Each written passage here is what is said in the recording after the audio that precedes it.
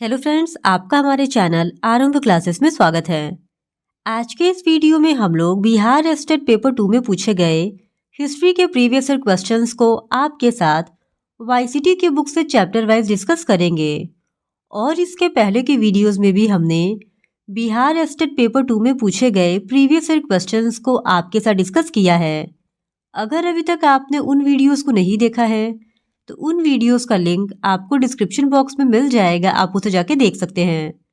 तो बिना देरी किए चलिए आज का ये वीडियो स्टार्ट करते हैं। तो इससे पहले के वीडियो में हमने मौर्य काल से रिलेटेड 85 क्वेश्चन तक को आपके साथ डिस्कस कर लिया था। आज के इस वीडियो में बाकी के बचे हुए क्वेश्चंस का डिस्कशन हम लोग करेंगे। तो क्वेश्चन नंबर 86 है, निम्नलिखित विदेशी शासकों में से कौन अशोक के समकालीन नहीं था? तो इस क्वेश्चन का सही जवाब हो जाएगा option E, Seleucus Nicator. Seleucus Nicator Ashok के समकालीन नहीं था, बल्कि यह चंद्रगुप्त मौर्य के समकालीन था। फिर क्वेश्चन नंबर 87, सम्राट अशोक की निम्नलिखित रानियों में से किसका नाम उसके अभिलेख में उल्लिखित है? तो इस क्वेश्चन का सही जवाब हो जाएगा ऑप्शन ए, कारुवाकी। अशोक द्वारा उत्कीर्ण अभिलेखों में उसकी एक रानी कारुवाकी का उल्लेख मिलता है। कौशाम्बी प्रयाग स्तंभ लेख में अशोक की रानी कारुवाकी द्वारा दान दिए जाने का वर्णन है और इस अभिलेख को रानी का अभिलेख भी कहा जाता है। फिर क्वेश्चन नंबर 88, सूची 1 को सूची 2 से सुमेलित कीजिए और नीचे दिए गए कूट की सहायता से सही उत्तर का चयन कीजिए। तो सूची 1 में तीसरी बौद्ध संगीति में नियुक्त धर्म प्रचारक के नाम दिए गए हैं और सूची 2 में उनके क्षेत्र दिए गए हैं और हम लोगों को इनको सही क्रम में सुमेलित करना है। तो सबसे पहले इस क्वेश्चन का सही जवाब हो जाएगा ऑप्शन बी, मझंतिक का हो जाएगा कश्मीर और गंधार, महारक्षित का हो जाएगा यवन देश, महाधर्म रक्षित का हो जाएगा महाराष्ट्र, सोन और उत्तर का हो जाएगा स्वर्ण भूमि। यानी ऑप्शन बी इस क्वेश्चन का सही जवाब है। फिर क्वेश्चन नंबर 89, निम्नलिखित में से कौन सा पक्ष अशोक के धम्म का एक सैद्धांतिक पक्ष नहीं था? तो इस क्वेश्चन का सही जवाब हो जाएगा ऑप्शन डी, पापों से भय। फिर क्वेश्चन नंबर 90, अशोक ने कौन से अभिलेख में धम्म का अर्थ बताया है? तो इस क्वेश्चन का सही जवाब हो जाएगा ऑप्शन ए, द्वितीय स्तंभ लेख। अशोक के स्तंभ लेख की संख्या 7 है जो 6 स्थानों से प्राप्त हुए हैं और अशोक ने अपने द्वितीय स्तंभ लेख में धर्म का अर्थ बताया है। फिर क्वेश्चन नंबर 91, अशोक के शासनकाल में धर्म व नैतिकता का अधिकारी कौन था? तो इस क्वेश्चन का सही जवाब हो जाएगा ऑप्शन बी, धर्म महामात्र। अशोक ने अपने अभिषेक के 13वें वर्ष बौद्ध धर्म के प्रचार के लिए एक विशेष अधिकारी धर्म महामात्र की नियुक्ति की थी, जिसका कार्य विभिन्न धार्मिक संप्रदायों के बीच के द्वेष भाव को समाप्त कर धर्म की एकता पर बल देना था। फिर क्वेश्चन नंबर 92, श्रीलंका के उस राजा का क्या नाम है जो अशोक के समकालीन थे? तो इस क्वेश्चन का सही जवाब हो जाएगा ऑप्शन बी, देवानमपिया तिस्सा। श्रीलंका का राजा देवानमपिया तिस्सा अशोक के समकालीन थे, जिसे अशोक के पुत्र महेंद्र ने ताम्रपर्णी के शासक देश को बौद्ध धर्म में दीक्षित किया था। फिर क्वेश्चन नंबर 93, अशोक के शासनकाल में दक्षिण में कौन सा राज्य अस्तित्व में नहीं था? तो इस क्वेश्चन का सही जवाब है ऑप्शन बी, पल्लव। अशोक के शासनकाल में दक्षिण में पल्लव राज्य अस्तित्व में नहीं था। पल्लव वंश 6वीं शताब्दी में कांचीपुरम में स्थापित किया गया था और इसकी स्थापना सिंह विष्णु ने की थी। फिर क्वेश्चन नंबर 94, अशोक द्वारा संगठित बौद्ध परिषद की अध्यक्षता डैश ने ग्रहण की थी। तो इस क्वेश्चन का सही जवाब हो जाएगा ऑप्शन बी, मोगलीपुतीस ने। सम्राट अशोक के शासनकाल में तृतीय बौद्ध सम्मेलन का आयोजन पाटलिपुत्र में किया गया था और इसकी अध्यक्षता मोगलीपुतीस के द्वारा की गई थी। फिर क्वेश्चन नंबर 95, निम्नलिखित में से किस अभिलेख में अशोक ने अपनी प्रसिद्ध घोषणा की, सभी मनुष्य मेरी प्रजा है। तो इस क्वेश्चन का सही जवाब हो जाएगा ऑप्शन डी, पृथक कलिंग शिलालेख वन में। फिर क्वेश्चन नंबर 96, अशोक के तृतीय शिलालेख में जिन 3 पदाधिकारियों के नाम हमें मिलते हैं वे हैं। तो इस क्वेश्चन का सही जवाब हो जाएगा ऑप्शन ए, युक्त, राजूक एवं प्रादेशिक। अशोक के लेखों में उसके प्रशासन के कुछ महत्वपूर्ण पदाधिकारियों के नाम मिलते हैं और इसी तरह अशोक के तृतीय शिलालेख में 3 पदाधिकारियों के नाम मिलते हैं, जिसमें है पहला युक्त, दूसरा राजूक और तीसरा प्रादेशिक। युक्त जिले के अधिकारी होते थे और उन्हें उस कार्य में धन व्यय करने का भी अधिकार था जिससे राजस्व में वृद्धि हो सकती थी। और राजूक पदाधिकारी का संबंध जातक ग्रंथों के रज्जू गाहक से है और प्रादेशिक मंडल का प्रधान अधिकारी होता था और उसका कार्य आजकल के संभागीय आयुक्त जैसा था, उसे न्याय का भी कार्य करना पड़ता था। फिर क्वेश्चन नंबर 97, अशोक के सारनाथ सिंह शीर्ष स्तंभ के फलक पर प्रदर्शित पशुओं का सही क्रम क्या है? तो इस क्वेश्चन का सही जवाब हो जाएगा ऑप्शन डी, अश्व, सिंह, हाथी और वृष। फिर क्वेश्चन नंबर 98, निम्नलिखित अभिलेखों में से किसमें चंद्रगुप्त मौर्य और अशोक दोनों का नामोल्लेख मिलता है? तो इस क्वेश्चन का सही जवाब हो जाएगा ऑप्शन सी, रुद्रदामन का जूनागढ़ अभिलेख। जूनागढ़ 72 शक संवत में महाक्षत्रप रुद्रदामन ने खुदवाया था और यह अभिलेख अशोक के बृहद शिलालेख के पाषाण खंड पर अंकित है और इसमें चंद्रगुप्त मौर्य और अशोक का व्यक्तिगत नाम मिलता है। फिर क्वेश्चन नंबर 99, अशोक के किस शिलालेख में चोल, पांड्य, केरलपुत और सतीयपुत को पड़ोसी शक्तियों के रूप में उल्लिखित किया गया है? तो इस क्वेश्चन का सही जवाब हो जाएगा ऑप्शन ए, द्वितीय शिलालेख में। अशोक के द्वितीय शिलालेख में चोल, पांड्य, केरलपुत और सतीयपुत जैसे देश की सीमाओं पर पड़ोसी शक्तियों का वर्णन मिलता है और ये सभी तमिल राज्य थे और उसके साम्राज्य के बाहर थे। फिर क्वेश्चन नंबर 100, निम्नलिखित में से किस स्रोत से विदित होता है कि कलिंग में अशोक ने घमासान युद्ध किया? पहला, अशोक का पृथक कलिंग शिलालेख, दूसरा अशोक का 13वां शिलालेख, तीसरा दीपवंश और चौथा दिव्यावदान। नीचे के कूट से सही उत्तर का चयन कीजिए।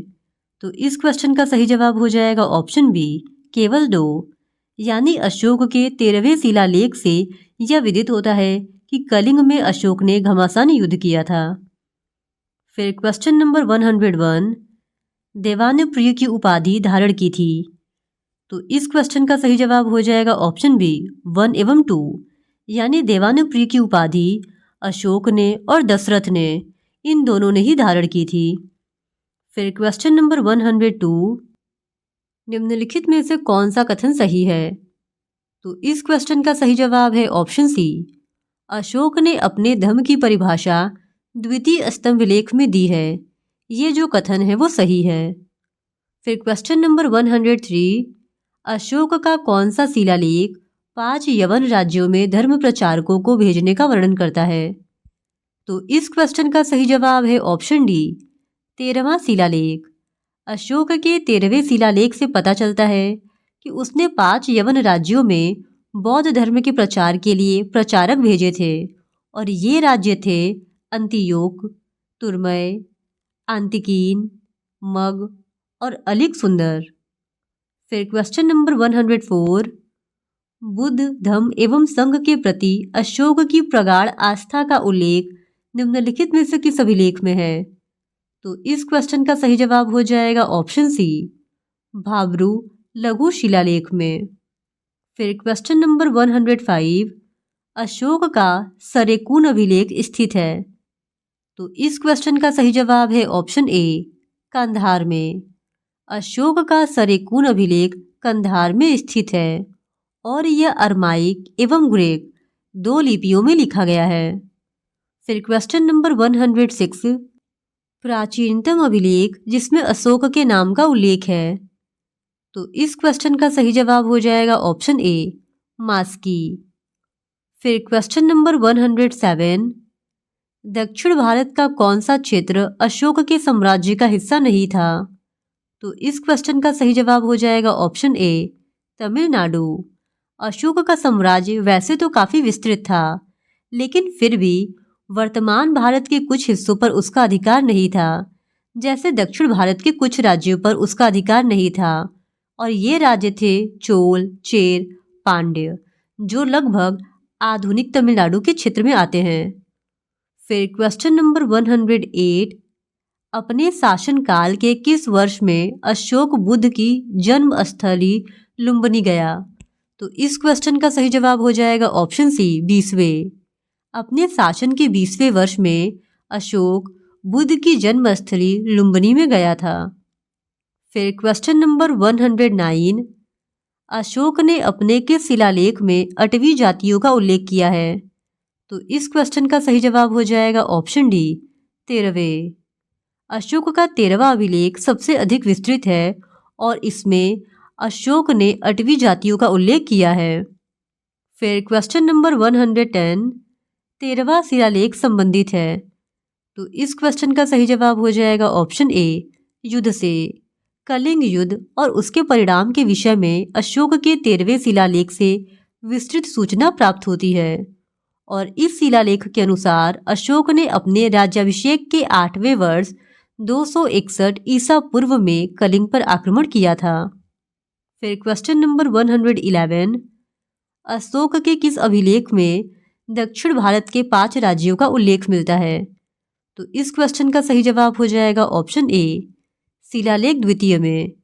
यानी अशोक के द्वितीय शिलालेख में दक्षिण भारत के 5 राज्यों चेर, चोल, पांड्य, सतीपुत्र और ताम्रपर्णी इनका उल्लेख मिलता है। फिर क्वेश्चन नंबर 112, निम्नलिखित विदेशी राजाओं में कौन अशोक का समकालीन नहीं था? तो इस क्वेश्चन का सही जवाब हो जाएगा option D, Darius two. Darius two Ashoka का समकालीन नहीं था। फिर क्वेश्चन नंबर 113, सारनाथ के धमेक स्तूप का निर्माण किस शासक ने किया था? तो इस क्वेश्चन का सही जवाब है ऑप्शन डी, अशोक ने। सारनाथ में धमेक स्तूप का निर्माण मौर्य सम्राट अशोक के द्वारा 249 ईसा पूर्व में किया गया था, परंतु इसकी वास्तविक विस्तार गुप्त काल में हुई थी। फिर क्वेश्चन नंबर 114, अशोक के किस शिलालेख में उसके कलिंग विजय का उल्लेख मिलता है? तो इस क्वेश्चन का सही जवाब है ऑप्शन सी, 13वें। अशोक के 13वें शिलालेख में उसके कलिंग विजय का उल्लेख मिलता है। फिर क्वेश्चन नंबर 15, निम्न में से कौन सी लिपियां अशोक के अभिलेखों में प्रयुक्त की गई हैं? तो इस क्वेश्चन का सही जवाब हो जाएगा option A, Brahmi, Kharosthi, Aramaic और ग्रीक। ये सभी लिपियां अशोक के अभिलेखों में प्रयुक्त की गई हैं। फिर क्वेश्चन नंबर 116, निम्नांकित किस स्थल पर स्थित स्तूप अवशेषों से अशोक की पाषाण पर उद्दित प्रतिमा उसके नाम के साथ प्राप्त हुई है? तो इस क्वेश्चन का सही जवाब हो जाएगा ऑप्शन डी, कंगनहल्ली में। कंगनहल्ली स्थित स्तूप अवशेषों से अशोक की पाषाण पर उद्दित प्रतिमा उसके नाम के साथ प्राप्त हुई है और यह स्थल कर्नाटक के गुलबर्गा जिले के चीतापुर तालुका में स्थित है। फिर क्वेश्चन नंबर 117, निम्नलिखित में से अशोक का कौन शिलालेख धार्मिक सामंजस्य के विषय में कहता है? तो इस क्वेश्चन का सही जवाब हो जाएगा ऑप्शन बी, 12वां शिलालेख। 12वें शिलालेख में अशोक विभिन्न धर्मों के प्रति अपने दृष्टिकोण को और स्वाभाविक और अधिक स्पष्ट करते हुए कहता है कि मनुष्य को अपने धर्म का आदर और दूसरे धर्म की अकारण निंदा नहीं करनी चाहिए। फिर क्वेश्चन नंबर 118, अशोक के शिलालेखों की लिपि क्या है? तो इस क्वेश्चन का सही जवाब हो जाएगा ऑप्शन सी, ब्राह्मी। अशोक के सभी अभिलेख प्राकृत भाषा में तथा ब्राह्मी लिपि में लिखे गए हैं। केवल 2 अभिलेखों सहबाजगढ़ी और मानसेहरा की लिपि ब्राह्मी न होकर खरोष्टी है और यह लिपि दाईं से बाईं ओर लिखी जाती थी। फिर क्वेश्चन नंबर 119, अशोक के किस शिलालेख से युद्ध और हिंसा के कारण जनित उसके अंतर्मन की व्यथा प्रकट होती है? तो इस क्वेश्चन का सही जवाब हो जाएगा ऑप्शन ए, धौली और जौगड़। फिर क्वेश्चन नंबर 120, सारनाथ से प्राप्त अशोक के स्तंभ पर कौन सा पशु उत्कीर्ण नहीं है? तो इस क्वेश्चन का सही जवाब हो जाएगा ऑप्शन बी, हिरण।